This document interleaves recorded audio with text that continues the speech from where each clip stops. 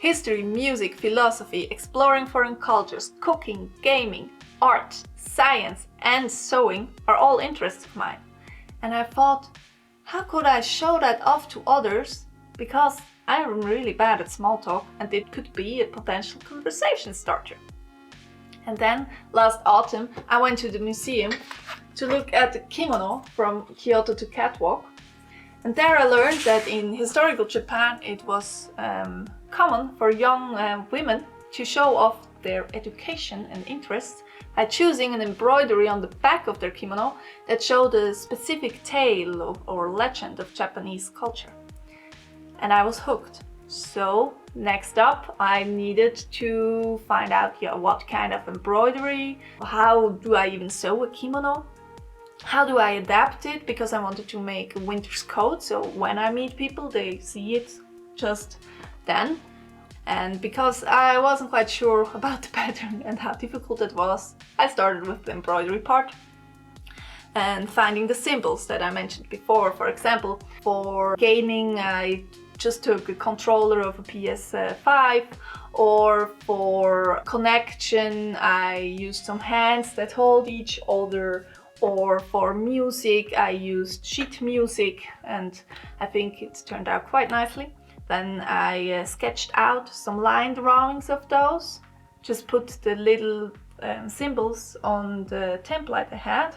And then I realized, no, I don't want them to be all the same size, I want them to be different sizes, and also go over the edges of the kimono. Just also to symbolize interest change. They are not defined strictly over time, and I mean I want to wear it for a very long time, as long as possible. So with the design finished, I researched pattern and I found a pretty good video on YouTube where she explains all the different pieces and how you get your measurements, and to make it a bit easier for you, here you have my pattern with my measurements. So I've written all the things you need to know in there. Without the lining, I decided maybe you don't want a lining, it's not necessary. I just did one because I wanted also to learn how to line a coat. So to have an additional difficulty level. Now we have the design, we have the pattern. I sourced the fabric, a dead stock fabric, which is wool and silk mix, which is perfect for a winter coat. And I sourced also the lining fabric, which is an old silk my mother-in-law actually brought home from Thailand in the 80s, so vintage fabric. And then I cut out everything off camera because it's not so interesting to watch. And now we start with the sewing part, then comes some embroidery, some more sewing, inserting the pockets of course, and then the lining. The very last thing is to attach the collar and the coat is finished. Ask anything in the comments and maybe subscribe already. I would be very happy if you do so. And here we go. Hi, so I start sewing to show you what I'm sewing right now. This is the front and there is another pattern part here, and this needs to be sewn onto this before I can start embroidering it. So we're going to do that. This is the back and this is the front where the part that is added will get. For hand sewing I use silk thread and I sew a simple back stitch, and then I iron my seam.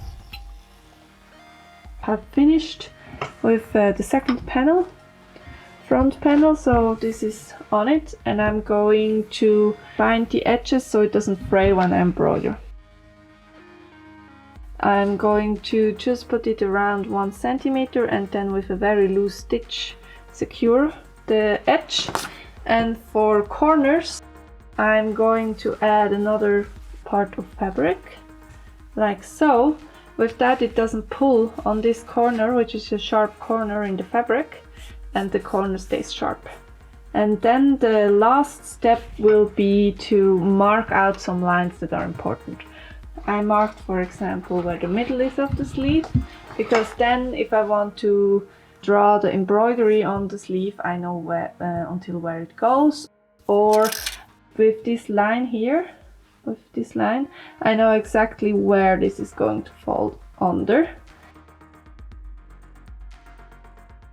I prepared a little patch of fabric with my iron motif, and I have bought these three threads. From that I can buy some more because I have the number of the color, and these weren't available in smaller batches, but they have a slight shine to them. Here we are, it is the next morning. In daylight it is very obvious to me which one I'm going to choose. I'm going to use that one, and I think that is going to pop out of the fabric very nicely. This one has no shine to it, which I don't like, and this one is too blue for my taste. It is decided, I can start embroidery. I'm going to show you how I put the pattern on it. So I hope you can see I marked a grid on both, and I'm now going to mark that grid on here with pins. With that I know where the grid is, and I can draw the pictures in accordingly. That should help me a lot. There are different options to mark out the symbols for embroidery later. There is chalk, erasable pen, but I decided to use leftover soap because this was easiest to erase on the fabric again.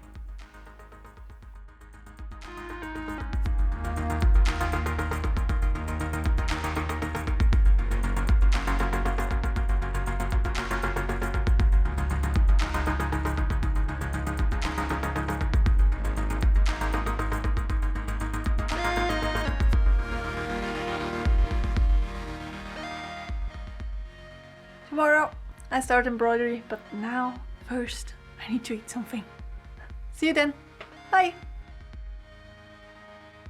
For the embroidery I use a simple backstitch like I used for the sewing.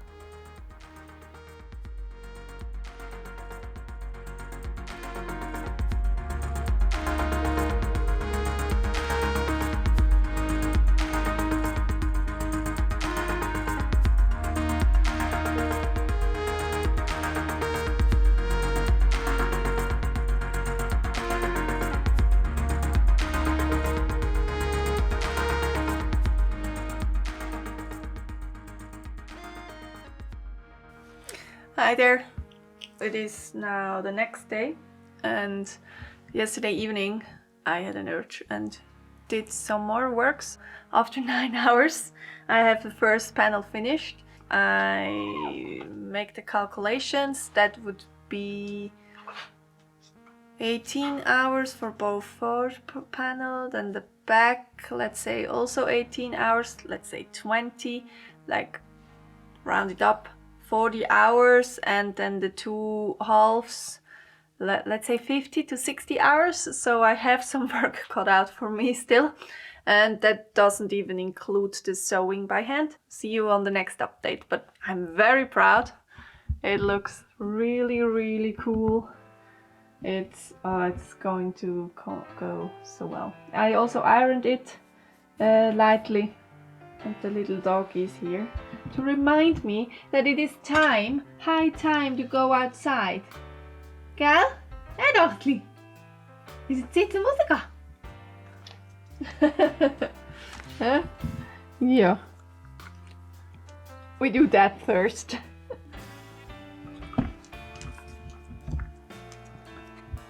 Second front panel done! As you see here on my drawing, we first did that. Now we did that. I did that. And now next step is to close this seam that goes straight in the back. That next I can start embroider all this. The suitcase and the DNA helix are going to go in last. Only when I close up the side seams I can insert those. I sewed the back seam, embroidered it, and now I can show you how I worked on the sleeves. Here you see embroidery that goes over this line, but When you look closely here, these are only basting stitches. I'm going to take out those basting stitches, but the embroidery is continuous. Seems continuous. Of course, there is a gap here. And here, the sleeve is connected to the rest.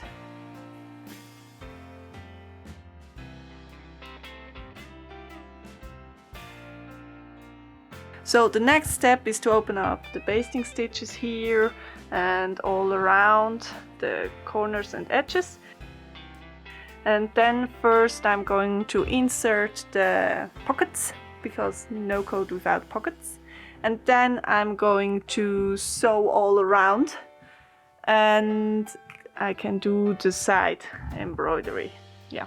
I have finished now the full part, the outer part of the coat. And I come back to it when I have assembled the lining, and I can put the lining in, and then when the lining is inside there are some stuff I need to do to secure all the parts, and then I can attach the collar and it's finished. Well, I'm assembling the lining right now. And as it turns out, I miscalculated and I do not have enough fabric. Because I didn't realize that in the front it will overlap. So I only have a lining for like one part, but not the overlap part.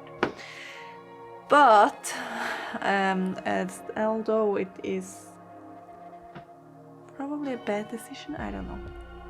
I made a lampshade a while back out of the same fabric. And it is layered double, so I'm going to take out one of those layers and see if that's fine, because I really do not have a fabric that I like to go with that really nice ivory color. And oh, does that hurt, because I made that one myself. The lining is now done.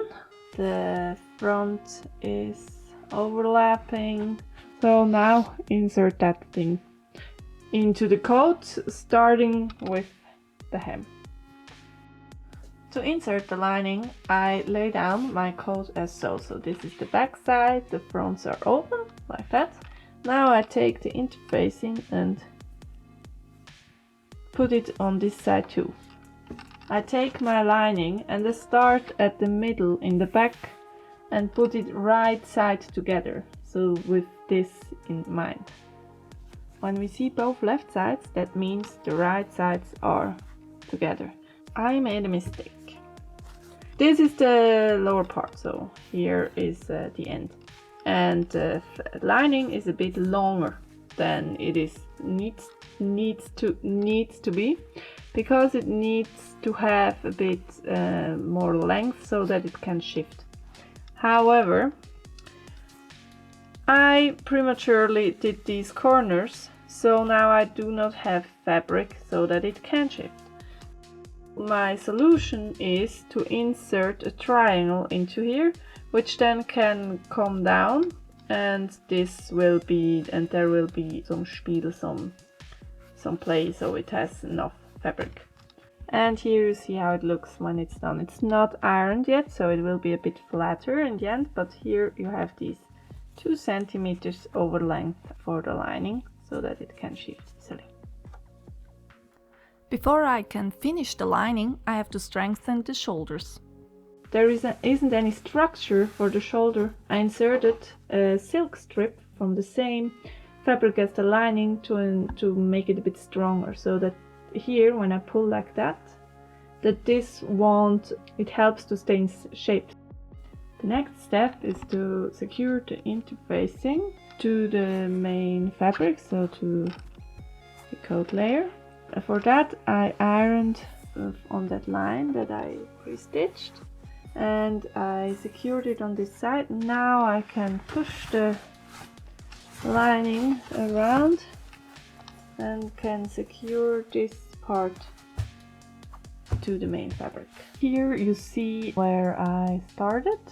It's very small. It's the is it the herringbone stitch? I'm not quite sure. I'm gonna put it here. We are ready to attach the collar. Oh, it's beautiful. My collar piece is ready. Just marked everything, cut everything out, and now I'm going to put this side in first because it must be more, it's just easier to do the curvy thing first from the inside, and then put the outside, like it's like vice tape in the end, so you attach it like vice tape. This is the last time I'm going to check in with you about my progress, and then you see the final result. Here we go, this is it. Look at me dancing.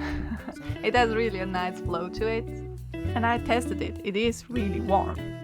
And the pockets, of course, we can't forget about the pockets, and this is the closure with 2 sew-on snap buttons. And also I think it looks really cool also in this city setting. I'm wondering, do you recognize any interests I didn't mention? And maybe also comment, what would you put on your kimono?